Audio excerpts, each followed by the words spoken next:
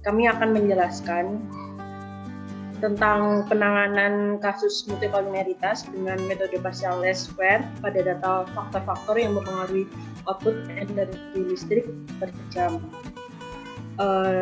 Di sini kami dari kelompok 5. Yang pertama ada Mirza Ghulam dengan NRP 027, Aprilia Alifta dengan NRP 030, Nanda Eka dengan NRP 038, Anang Kurniawan dengan NRP 053, Fahrila Anasya dengan NRP 063, Karin Oktavian dengan NRP 080, dan saya sendiri Dia Putri dengan NRP 078.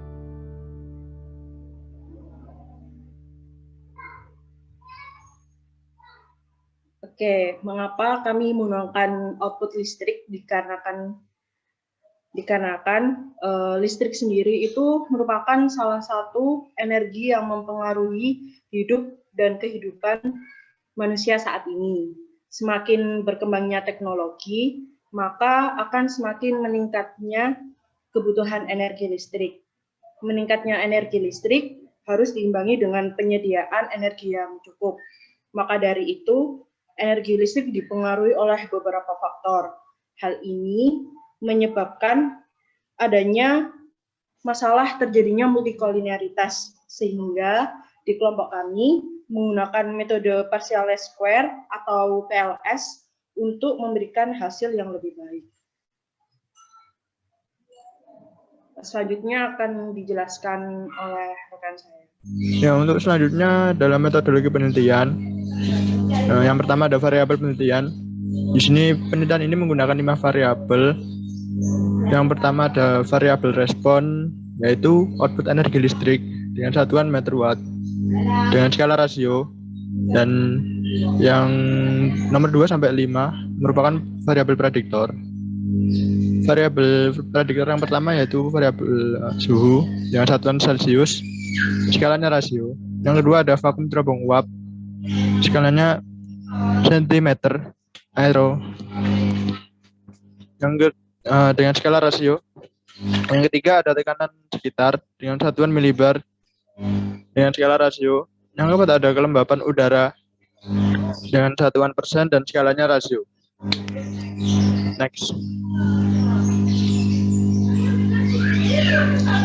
Untuk selanjutnya ada langkah analisis. Yang pertama, melakukan regresi linear berganda menggunakan software. Yang kedua ada pengecekan kasus multikoliniaritas. Yang ketiga ada melakukan penanganan kasus multikoliniaritas menggunakan regresi PLS secara manual dan menggunakan software. Yang keempat, interpretasi hasil analisis, dan yang terakhir ada menarik kesimpulan dan saran. Untuk langkah analisis ini divisualisasikan dengan diagram alir berikut ini. Yang pertama, mulai dan melakukan regresi linear berganda. Selanjutnya mengestimasi parameter, dan jika parameter signifikan secara serentak, dan dilanjutkan dengan uji parameter signifikan secara parsial. Selanjutnya melakukan uji asumsi IDN, dan apabila ada kasus multikoliniaritas maka ditangani dengan regresi PLS. Selanjutnya yaitu regresi linear berganda. Regresi linear berganda dilakukan untuk melihat pengaruh dari variabel prediktor terhadap output energi listrik per jam. Langkah-langkahnya adalah sebagai berikut. Yang pertama, start, regression, dan fit regression model. Lalu dimasukkan variabel respon dan variabel prediktornya. Selanjutnya, grab 4-in-1. Oke, lalu result kita centang semua. Oke. Selanjutnya untuk storage, fit, dan residual centang. Oke. Oke.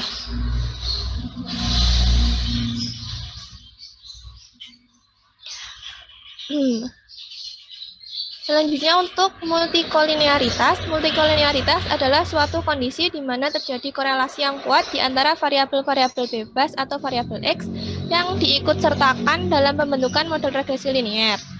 Deteksi multikolinearitas dapat dilakukan menggunakan nilai VIF atau Variance Inversion Factors. Dikatakan terdapat indikasi multikolinearitas apabila nilai VIF lebih dari 10.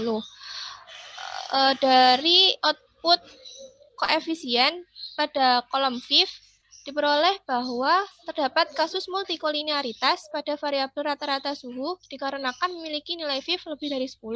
Sedangkan pada variabel vakum cerobong uap, tekanan sekitar, dan kelembapan udara tidak terdapat kasus multikolinearitas karena memiliki nilai VIF yang kurang dari 10. Untuk selanjutnya akan dilanjutkan oleh teman saya. Untuk menangani adanya kasus multikolinearitas pada model, kami menggunakan metode partial least square atau PLS. Partial least square merupakan metode yang dibentuk dari persamaan regresi linier dengan membentuk variabel prediktor baru yang berfungsi sebagai kombinasi linier dari variabel asalnya, dengan melibatkan variabel respon dalam pembentukan komponen laten. Model regresi partial least square dengan M komponen dapat dituliskan sebagai berikut. Dengan Y merupakan variabel respon, CH merupakan koefisien regresi terhadap TH, TH merupakan komponen utama ke H yang tidak saling berkorelasi dengan H sama dengan 1, 2, sampai dengan M. Dengan perhitungan komponen PLS, TH dapat dilihat pada rumus TH pada layar. Dengan transformasi komponen PLS ke variabel asalnya, dengan rumus Y yang dapat dilihat pada layar. Selanjutnya adalah melakukan metode partial least square, yaitu dengan membentuk komponen PLS pertama, T1. Yang pertama dilakukan adalah uji signifikansi masing-masing variabel XJ terhadap variabel SY. Dengan hipotesis sebagai berikut, didapat dengan taraf signifikan 0,05, tolak H0 jika T hitung lebih dari T tabel atau P-value kurang dari alfa, didapatkan statistik uji X1, X2, X3, X4 memiliki keputusan tolak H0, yang artinya variabel prediktor tersebut berpengaruh signifikan terhadap output energi listrik per jam. Kemudian kita akan mencari nilai koefisien korelasi variabel X dengan variabel Y, didapatkan seperti pada tabel. Kemudian nilai koefisien korelasi tadi digunakan untuk menghitung komponen PLS pertama T1 dengan rumus sebagai berikut, dengan XJ bintang merupakan variabel X yang telah terstandarisasi, sehingga didapatkan komponen T1 seperti pada tabel.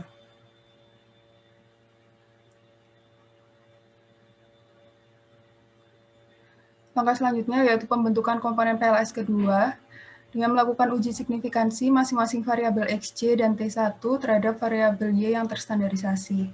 Dengan hipotesis sebagai berikut, taraf signifikan 0,05, tolak H0 jika T hitung lebih besar dari T tabel, atau P-value kurang dari alfa, sehingga didapatkan statistik uji, variabel X1, X2, dan X4 memiliki keputusan tolak H0, yang artinya variabel-variabel tersebut berpengaruh signifikan dalam membangun komponen PLS kedua.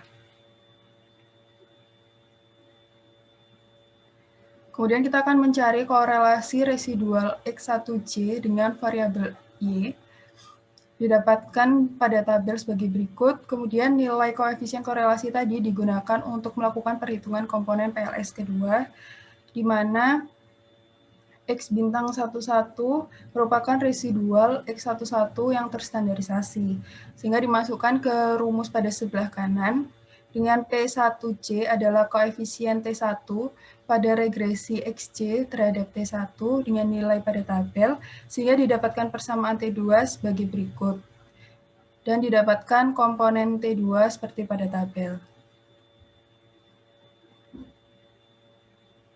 Kemudian kita akan mencari apakah komponen ketiga ini masih diperlukan, yaitu dengan menguji signifikansi masing-masing variabel XJ, T1 dan T2 terhadap variabel Y terstandarisasi dengan hipotesis sebagai berikut, taraf signifikan 0,05, tolak H0 jika T hitung lebih besar dari T tabel atau P-value kurang dari alfa, sehingga didapatkan statistik uji bahwa variabel X1, 2, 3, dan 4 didapatkan keputusan gagal tolak H0, yang artinya tidak ada variabel X yang berpengaruh signifikan dalam membangun komponen PLS ketiga.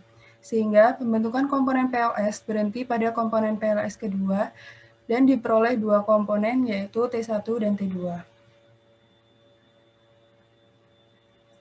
Setelah mendapatkan komponen baru T1 dan T2, kita akan meregresikan komponen tersebut dengan variabel respon Y. Didapatkan model regresi Y sama dengan min 454,524 plus 10,7973 T1 plus 3,596 T2. Kemudian kita akan mentransformasi menjadi model regresi dengan variabel X, sehingga didapatkan model regresi seperti yang ada di bawah. Kemudian setelah kita melakukan partial least square, kita akan mengecek apakah memang benar multikolinearitasnya sudah hilang. Dari tabel didapatkan bahwa komponen T1 dan T2 memiliki VIF sebesar 1, di mana lebih kecil daripada 10, sehingga tidak terdapat kasus multikolinearitas. Didapatkan kebaikan model dari nilai R-square adjusted sebesar 95,05%, yang artinya variabel output energi listrik per jam mampu dijelaskan oleh komponen 1 dan komponen 2 sebesar 95,05%, sedangkan sisanya dijelaskan oleh komponen lain di luar model. Kita juga bisa menggunakan Minitab. Nah, caranya adalah kita klik Start, kemudian Regression, lalu pilih yang partial least square. Nah, untuk di bagian respon ini, kita masukkan variabel Y-nya, yaitu output energi listrik per jam. Sedangkan di bagian model, kita masukkan variabel X, yaitu rata-rata suhu, vakum cerobong uap, tekanan sekitar, dan kelembapan udara. Lalu untuk yang maksimum number of komponen, kita isi di sebelumnya didapatkan 2 komponen, maka kita isi juga di sini adalah 2 komponen. Lalu untuk graphs, kita klik yang model selection dan coefficient plot. Oke. Kemudian option pilih yang if one out untuk cross validation-nya, lalu oke. Untuk yang result, pilih coefficient, model selection, ANOVA, dan metodenya. Metodenya sama prediction. Lalu oke. Kalau sudah semua, kita klik oke. Ini adalah output-nya. Di sini menunjukkan bahwa metode yang kami gunakan, cross validation-nya adalah leave one out. Lalu untuk komponen yang kita gunakan 2 dengan komponen yang terbentuk adalah juga sama dengan 2. Ini untuk ANOVA yang menunjukkan bahwa minimal ada 1 variabel prediktor yang berpengaruh terhadap output energi listrik per jam. Dan ini adalah rangkuman dari model yang terbentuk dengan komponen yang terbentuk adalah 2, di mana komponen 2 ini memiliki varians yang besar, error yang paling kecil, dan R-square yang paling besar. Dari varians ini menunjukkan bahwa 2 komponen mampu menunjukkan varians keragaman data dari variabel X-nya sebesar 78%. Kemudian R-square yang terbentuk menunjukkan bahwa dari model yang terbentuk, rata-rata suhu, vakum cerobong uap, kemudian tekanan sekitar, dan kelembapan udara mampu mendeskripsikan output energi listrik sebesar 93,1%, sedangkan sisanya dijelaskan oleh variabel di luar model.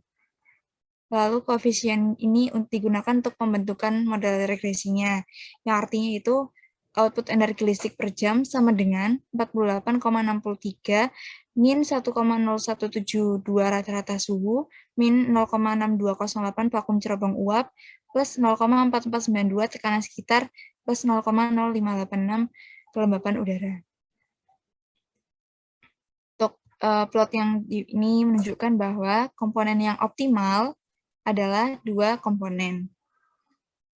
Baik, itu adalah cara tutorial untuk melakukan PLS regression di Minitab. Jadi kesimpulan yang didapatkan dari penelitian ini yang pertama adalah variabel rata-rata suhu, vakum cerobong uap, tekanan sekitar, kelembapan udara berkorelasi dengan variabel output energi listrik, namun data mengindikasikan adanya kasus multikolinearitas karena variabel vakum cerobong uap berkorelasi dengan variabel rata-rata suhu. Dan yang kedua, regresi dengan metode partial least square dapat mengatasi masalah multikolinearitas pada kasus output energi listrik.